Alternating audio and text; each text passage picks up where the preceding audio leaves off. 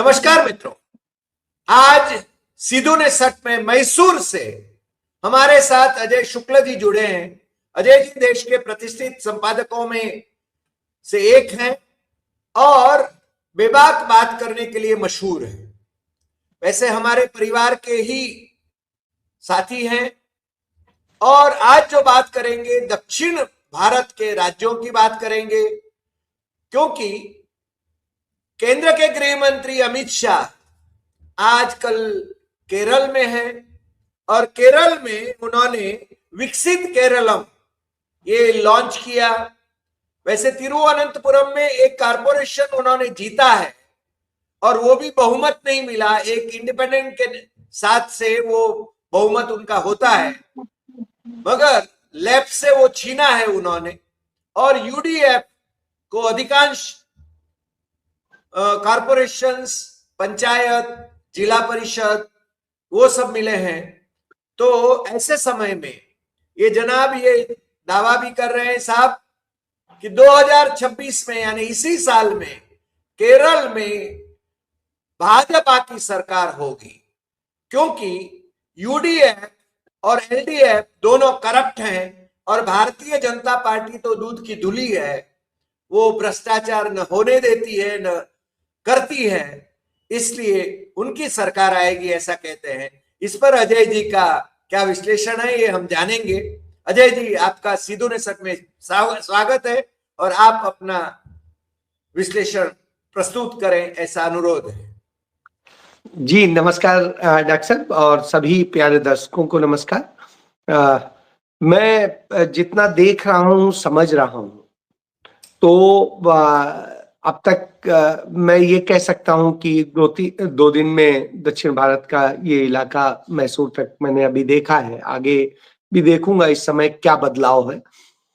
लेकिन मैं जो महसूस कर रहा हूँ कि ये नफरत फैलाने की कोशिश हर जगह कर रहे हैं, हर जगह इन्होंने घुसने की कोशिश की है, नफरत के बूते, झूठ के बूते, और वही ये कर रहे हैं।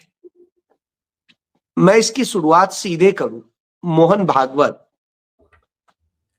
100 साल आरएसएस पूरे होने पर कहते हैं आरएसएस नहीं बदला, उसका स्वरूप वक्त के साथ वास्तविक रूप में आ रहा है। यानी उसका वास्तविक रूप ही है रेपिस्ट होना, उसका वास्तविक रूप है देशद्रोही होना, उसका वास्तविक रूप ही है देश को टुकड़े टुकड़े करना, उसका वास्तविक रूप ही है देश को जहरीला बना देना, हवा, पानी, वातावरण, सब कुछ। और उसका स्वरूप ही है आम जन के हक छीन करके चंद पूंजीपतियों, चंद लोगों को राजा बना के सब कुछ अपने हाथ में रखना। तो यही तो उनका चरित्र है।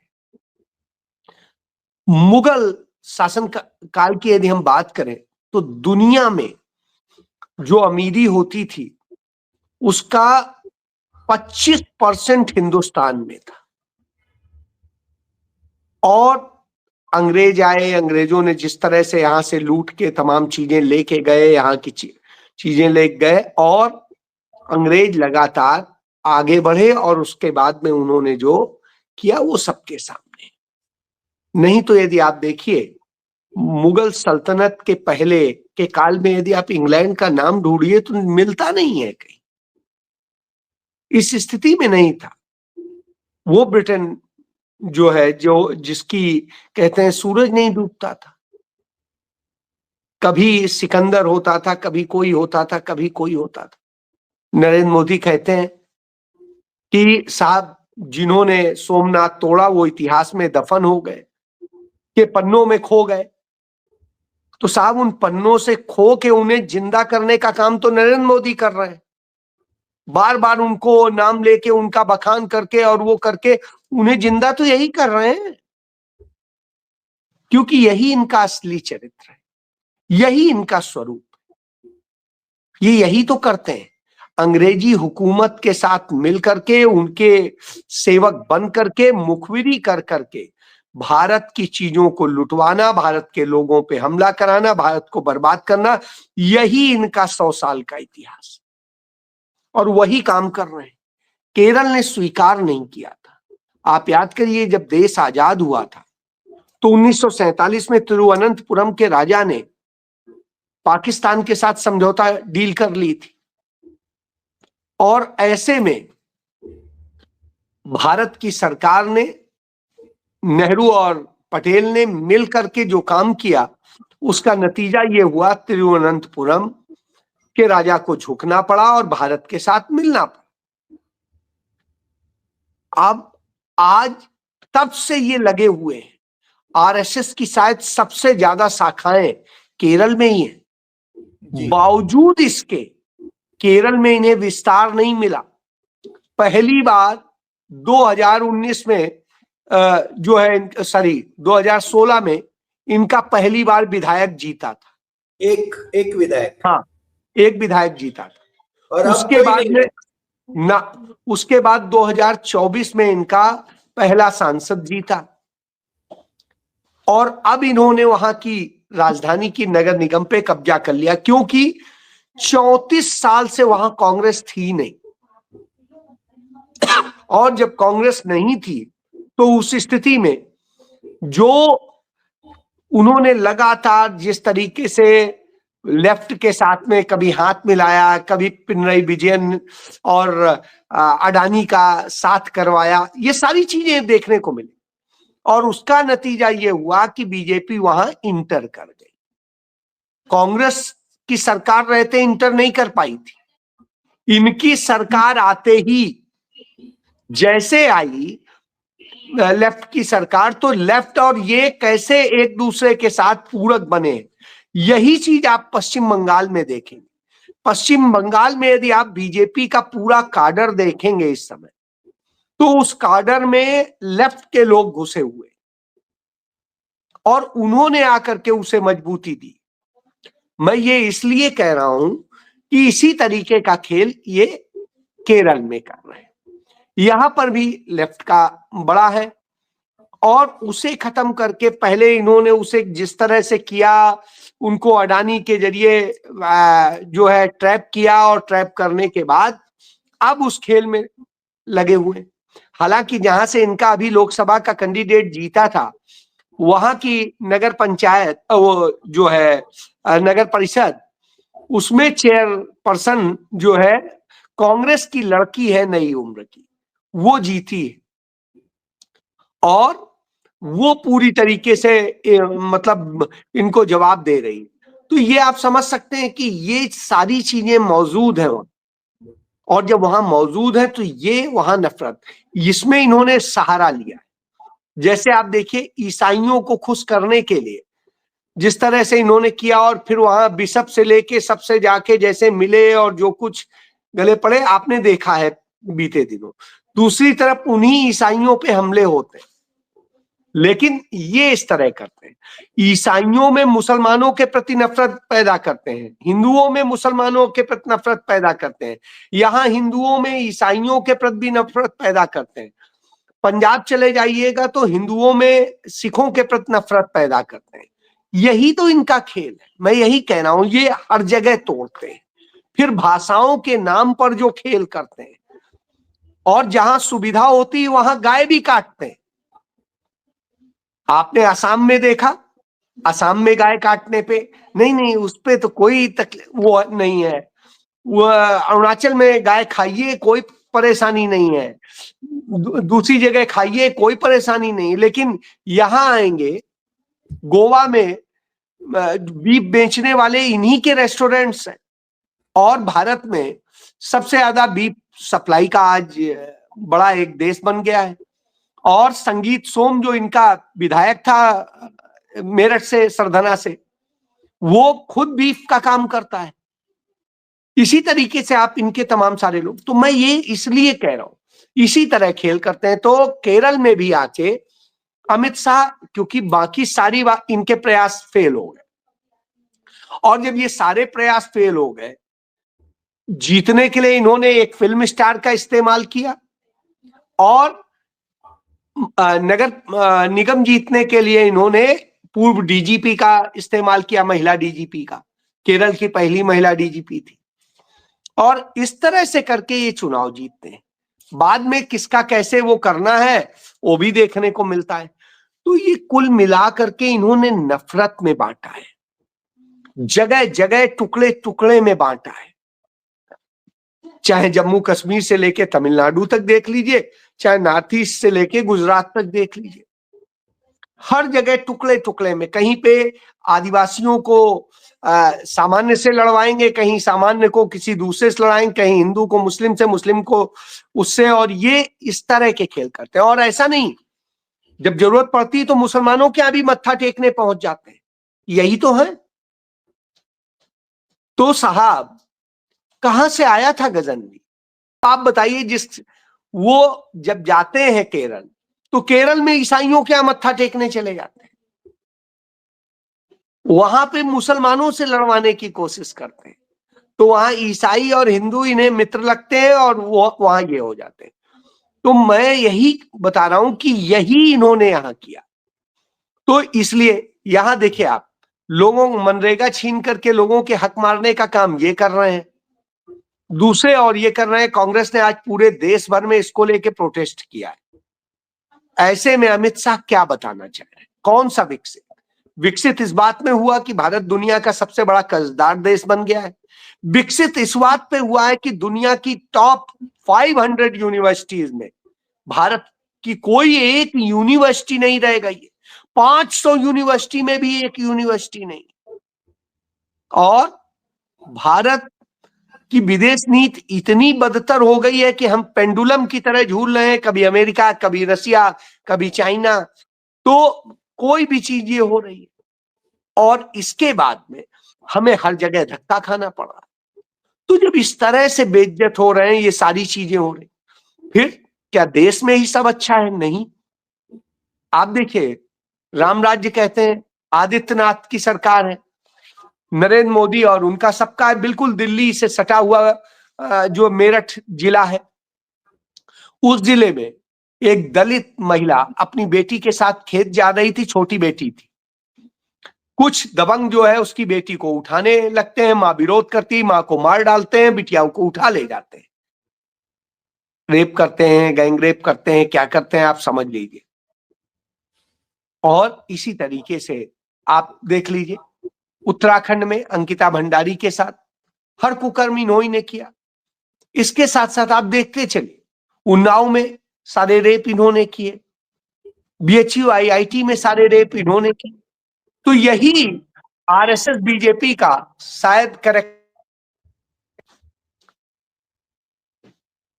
यही आरएसएस बीजेपी का शायद करेक्टर है, और शायद यही वजह है कि बीजेपी आरएसएस इस तरह की हरकतें करता है। तो हमें लगता है कि यही वास्तविक चरित्र है। अब यह चरित्र सत्ता के साथ स्पष्ट नजर आने लगा है, और जब स्पष्ट नजर आने लगा हो तो स्वाभाविक सी बात है, हमें सोचना चाहिए कि हम कहां जा रहे हैं। तो जिस केरल में ये कहते हैं, उसी केरल में आरएसएस की शाखा में जाने वाला वह छोटा बच्चा था जिसके साथ 20 साल तक यौन शोषण किया इन लोगों ने, और अंत में वो इंजीनियर हो गया था, उसने आत्महत्या की, और वो अपने सुसाइड नोट में लिखा और सारी बात लिख के मरा है। तो यह इनका आरएसएस बीजेपी का चाल चरित्र चेहरा है। तो स्वरूप सच्चाई वो कह रहे हैं, आरएसएस बदली नहीं है, अपने मूल स्वरूप में वापस आ रही है। तो यह वजह है, तो यह समझना हो। यानी देखिए, हर जगह पर वो धर्म की आड़ में विभाजन कराते हैं। इन्होंने अमित शाह ने भी यहाँ पर काफी कुछ स्पिरिचुअल बातें करी हैं। अब उनको कितना स्पिरिचुअल वो है मालूम नहीं। आपने ठीक ही कहा कि आज प्रधानमंत्री जी भी गुजरात में हैं, सोमनाथ में इतिहास टटोल रहे हैं। आपने ठीक ही कहा कि वो जो इतिहास, उसके तथ्यों को कैसे तोड़ मरोड़ कर बातें करते हैं, ये हम जानते हैं। और देश की जो समस्याएं हैं उस पर से लोगों का ध्यान हटाने के लिए अमेरिका के साथ हमारे संबंधों में जो खटास आई है और लोगों को जो भुगतना है, वो न सोचे लोग, उनकी विफलताएं हैं विदेश नीति की भी, वो न सोचे लोग, इसलिए ऐसे मसले उठा रहे हैं। तो इस पर अब जनता को क्या करना चाहिए? नहीं, स्वाभाविक सी बात है। मैं इसीलिए आया था इधर कि टैरिफ की सबसे ज्यादा मार जो पड़ी है वो दक्षिण भारत में पड़ी है। उसके अलावा उत्तर भारत में भी पड़ी है, लेकिन दक्षिण क्यों है? क्योंकि यहाँ चाहे आईटी इंडस्ट्री हो, चाहे और दूसरी चीजें हो, सब में यहाँ से बहुत ज्यादा वो होता है। सभी जगह के आके बच्चे यहाँ काम करते हैं। अब आप देखिए, इन्फोसिस जैसी, और सब मैसूर में इन्फोसिस का एक बड़ा सेंटर, आप निकाला जा रहा, छटनी हो रही है, लगातार छटनी की स्थितियां चल रही है। इसके अलावा त्रिची हो या और दूसरी जगह हो जो तमिलनाडु के और उधर, वहां के बारे में पता चल रहा है कि कैसे कैसे। मैं देवराज बाजार गया और वहां पे देखा और बात करी। इंडस्ट्री आज बिल्कुल बुरी तरह से है, क्योंकि आज जो चीजें सप्लाई जाती थी बाहर नहीं जा रही, यहाँ कारीगर बना के बेकार पड़ा रह जा रहा है। तो वो जो सोचिए, आज वो बहुत सस्ते में मजबूरी में बेचने को है, क्योंकि अब फिर क्या करें, बंद कर दें। मतलब इंडस्ट्री आज बंद होने की हालत में आ रही है और बहुत कुछ हो रहा है। आप इससे कितनी बड़ी बेरोजगारी को जन्म देने जा रहे हैं और क्या करने जा रहे हैं।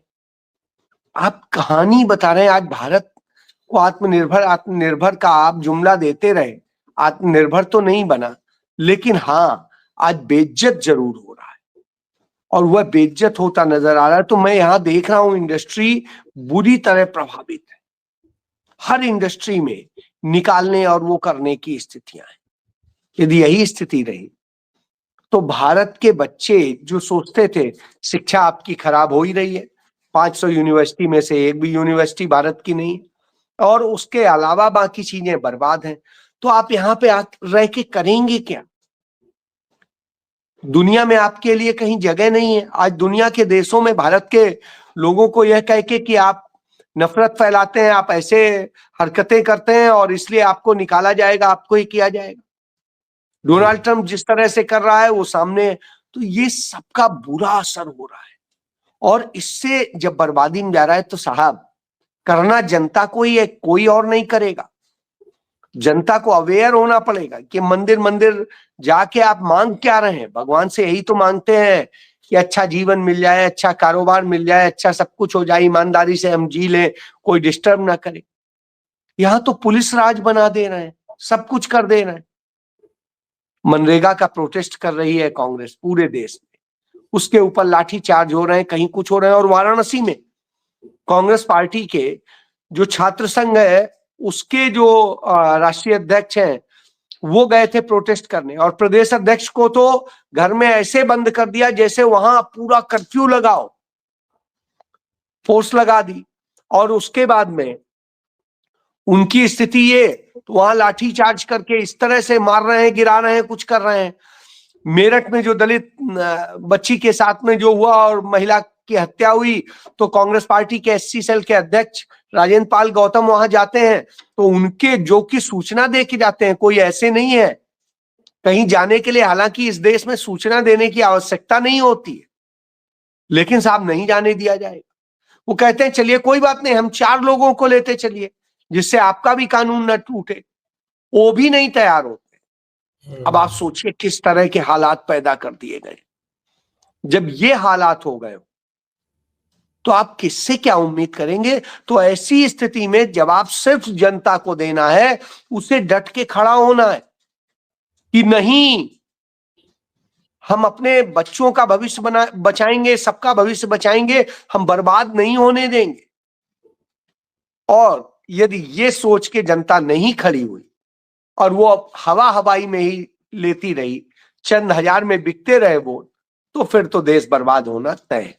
जी सही बात है। जिस प्रकार से नफरत की राजनीति चल रही है, झूठ के पुलिंदे छोड़े जा रहे हैं, मेरे ख्याल से देशवासियों को भी बर्बाद करने की कगार पर हम लोग देखते हैं। इन लोगों को, ऐसे शासक से सब कर सकते हैं। आपने ठीक ही कहा, और मेरे ख्याल जनता को स्वयं जागना होगा। एक्शन में आना होगा। बस आज इतना ही, फिर मिलते हैं नए एपिसोड में नए विषय के साथ। आप हमारे साथ जुड़े इसके लिए आपका बहुत बहुत धन्यवाद। नमस्कार।